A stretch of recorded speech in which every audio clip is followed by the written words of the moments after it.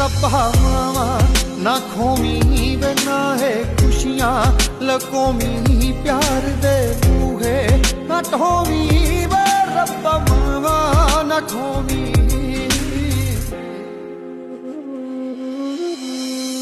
ਮਾਪੇ ਰੱਬਾ ਬੜੇ ਜ਼ਰੂਰੀ ਐਵੇਂ ਕਿਤੇ ਲਕੋਵੀਂ ਨਾ ਇੱਕੋ ਅਰਜ਼ ਆ ਸੁਣੀਂਦਾ ਤੇ ਆ ਮਾਂ ਕਿਸੇ ਦੀ ਖੋਵੀਂ ਨਾ।